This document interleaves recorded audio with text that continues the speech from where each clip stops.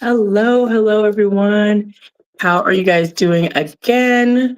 We are at the DV Night Talk, like I told you guys I would be. So, hello. Hopefully, this isn't too high. I think that it is. Hold on 1 second. I have to bring you guys down a little bit lower. There we go.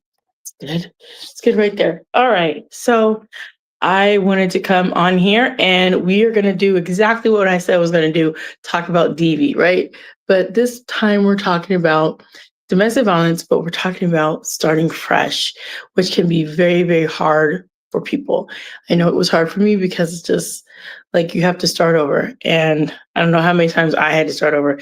It was not fun. So before I get into that, let me just get myself situated with everything and make sure I have everything I need, which I think so. I already got that going on.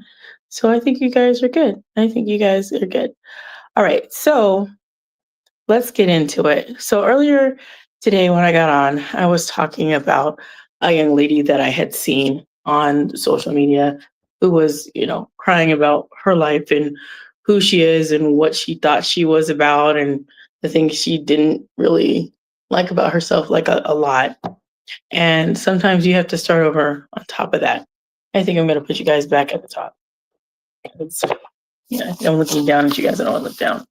So hopefully that's better. We'll see. Anyway, so when I was thinking about that myself, I was like, yeah, I've had to start over myself, and it has not been fun.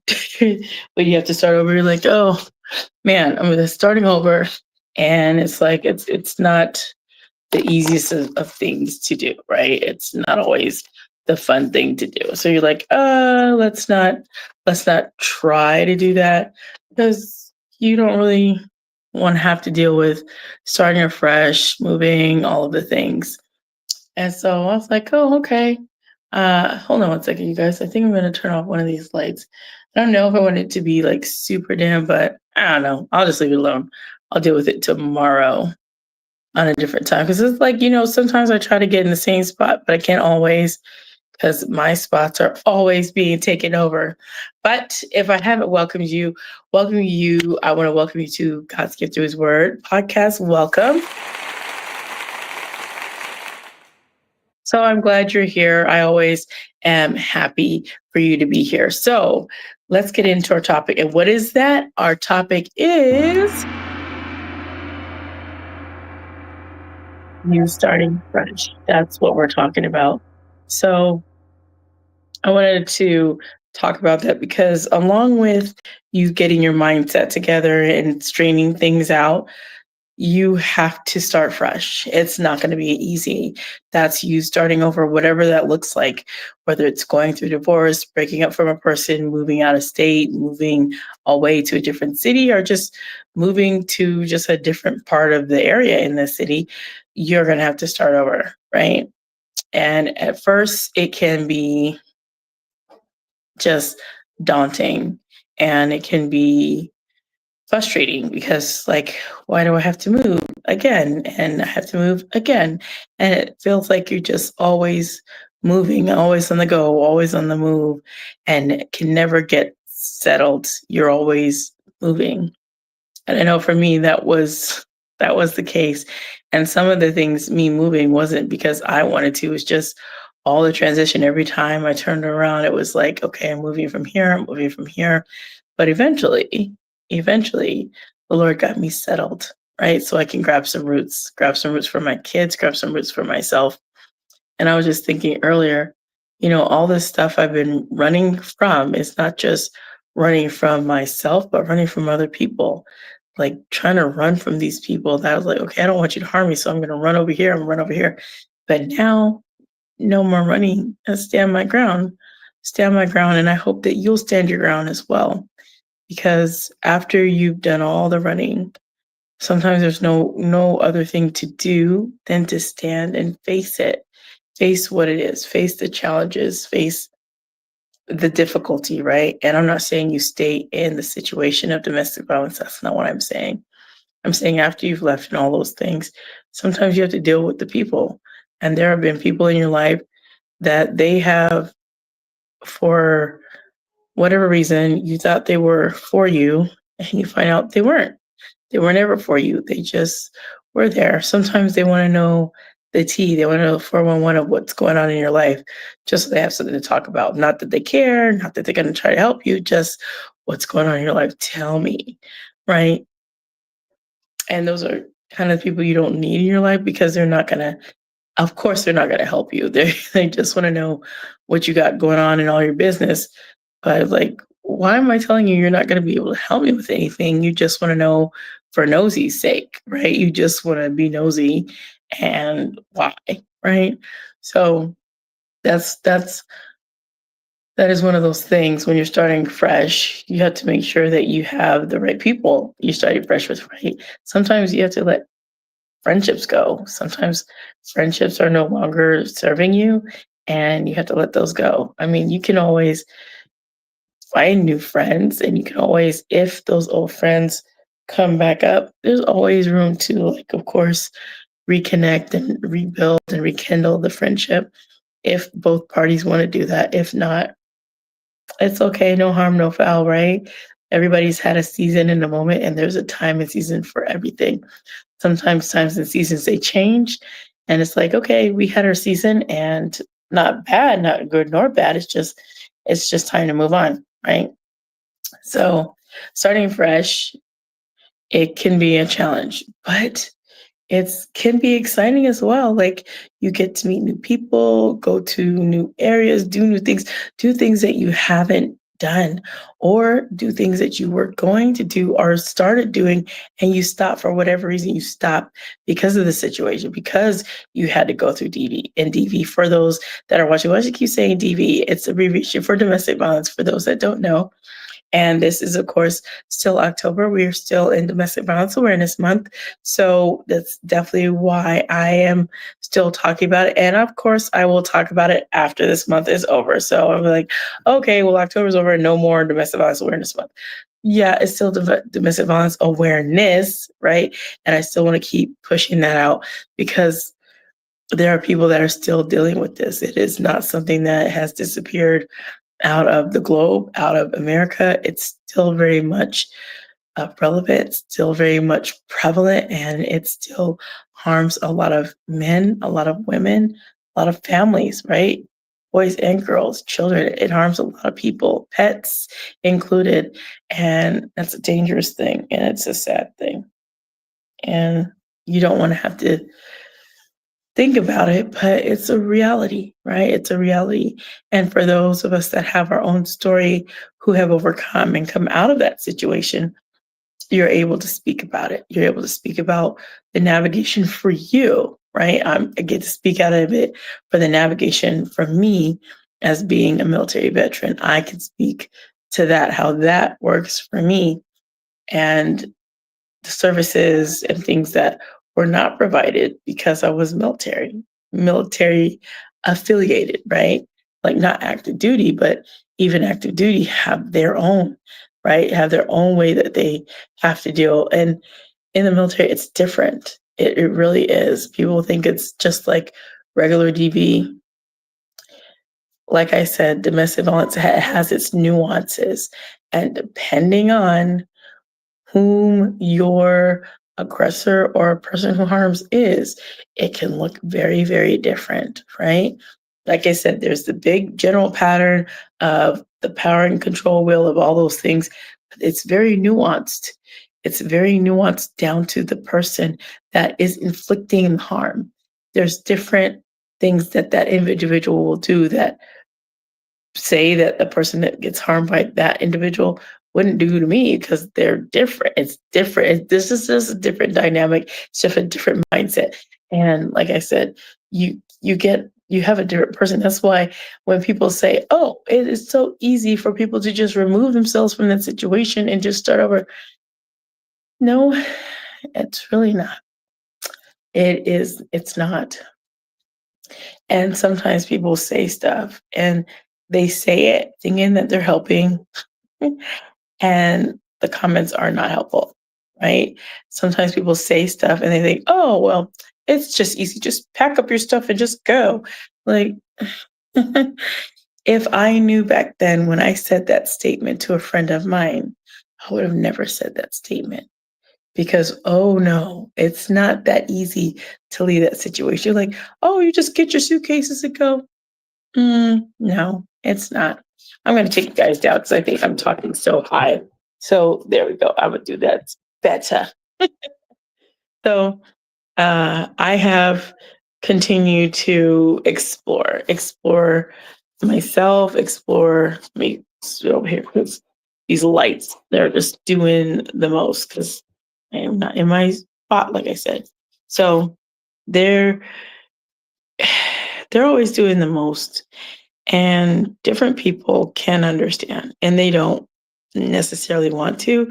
But when you allow them to see from your bird's eye view, looking down on the situation, looking into the situation, like, wow, that's really something, right? And as I look back at it, the person who I have become has been because of that situation. And it's not to say that I've become worse. No, I've grown, right? I've grown, I've learned. And like I stated before, what I did to run away from my family was to go in the military first. And then, of course, I latched on to my now ex husband and never, like my friend said, never leave a situation out of desperation. It's almost like for me, what other option did I have? You know, I said I did the first option. The desperation took me to the military. And then how did that work out? That's a whole nother thing we'll talk about at a different juncture. I'm still trying to process for myself how to share that story. And when Brother Ron did it for me, I opened a portion of that door. But it's still challenging for me to open that door because I had wanted that as a career. Some other people didn't want that as a career. They just, need something to do. Pardon me for some water.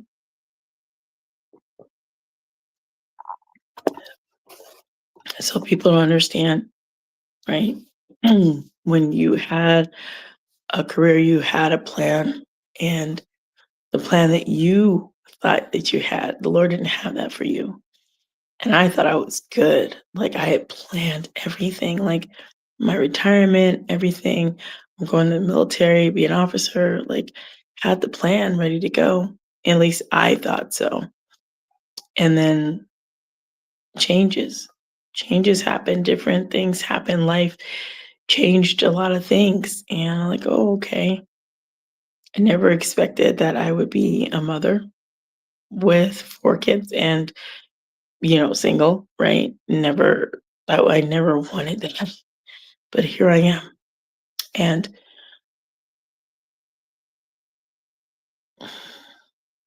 I've had to start fresh a few times for me. I've had to start over and over and over. So when I speak to you about starting over, I speak it because I've done it. Is it easy? No. Can it be done? Absolutely. Will there be challenges? Definitely. But on the other side, you don't have to worry about somebody harming you because you'll be where you need to be and away from that person. And that's important, right? That's very important to have, very important to know, just very important for you, right? So if this resonates, you can put that down in the comments that, yeah, this resonates with me. I keep thinking I'm starting afresh. Why do I have to keep starting over? Sometimes we have to start over because the Lord is moving us. And while He's moving us to different spaces and different places, there will be people, as He did for me, He's going to do for you. He's no respecter of persons that will come alongside you and navigate with you and help you through certain things. I remember for me, there was something I had gone through with one of my daughters, and one of my daughters was already had been diagnosed with special needs, and she has autism, so she's on the spectrum. And so I had got another diagnosis because they had evaluated my other daughter and found she had intellectual disorder, so she had a special need. I was like, "Oh, okay." And I didn't know at that time how to handle it. I remember I called my friend Pastor Jay, and I was just bawling, wailing on the phone. They said, "You know what? Maybe the Lord wants me to go through this with you." I was like, thought I could only take one. I could only handle one, and now I have two? I have two? Like, what am I supposed to do? And now I've met a young lady who has 3 kids with special needs. I'm like, wow, I could only imagine. I have 2, but I have 4 kids. So I don't know. We all have our challenges in this life, and we know that the Lord has handpicked and handcrafted certain obstacles for us to deal with, to grow through, to learn from. And for me, I'm learning that although it can be challenging, God's gonna bring me through every single obstacle and every single challenge. I'm not going through it alone. I'm not by myself in this. And that's what you need to know too. You're not starting fresh because you just wanted to start fresh. You're starting fresh because you have to. You're starting fresh because it's a necessity. You're starting fresh because that's the option that you have on the table. You can't go back to where you just came from. You have to go forward. And sometimes going forward means starting fresh, starting new, a new job, a new place, a new city, a new town, whatever, a new state, even a new country. But you have to start fresh and have to leave some of the old people, old things, old habits, have to leave that in the past where it belongs. So I didn't want to take too much of your time. I just wanted to tell you about that. Starting fresh will look different for everyone, and it probably looks different for you. But remember, the Lord is doing a new thing. Can you not perceive it? He's going to make rivers in your desert. He's doing a new thing. So when you start afresh, know that God is helping and assisting and aiding and leading and guiding you, and you starting fresh, right? And sometimes people don't understand that. They just want to just have arrived, and you're not going to arrive. You will always be striving, but the Lord's able and very capable of placing you somewhere where He wants you to be. God's not sleeping, God's not slow, and God's not disappeared, right? He is very present, very accessible, and watching and working things out for you. When you think, oh, well, man, I wish this would have worked out. You don't know what the Lord has planned to do. You have no idea. So until then, you need to be faithful to what He's having you to do in the meantime, right? And that's what I'm doing. I am doing the things the Lord has laid in my lap, and I will just go forward in that. Now, if the Lord says, "Hey, stop doing that. That's not what I want you to do." Well, guess what? I'm gonna have to pivot and make a shift and make a change. I'm not so attached to the things that I do or the places where I live. I used to be attached to all the different places, like, "Oh, I'll always live here," until one day it's like, "You know what? I should probably start writing down where I'm gonna be for Christmas because every time I'm somewhere else." In the time of transition and moving, I was always going somewhere else, so I always would put where I'm gonna be for Christmas. Somebody doesn't really have to put that down because they know where they're gonna be for Christmas. I had to put that down on my journey, and I remember when I would go to the transitional housing and driving back to beat curfew at 11, I would be listening to all these gospel songs, and they would they would be my joy. I would put them on, and I'm like, yeah. And when I would drive around San Pedro, going up to the White Point area or Point Furman Park, I would put on Mary Mary's "Go Get Your Blessing," and I'm like, yeah, I'm gonna go get it. I'm gonna go after it. And then never stop. And I never did. And I'm still not stopping, not till I get to where the Lord wants me to be. I'm going to continue doing that. Excuse me. Pardon me for another water break.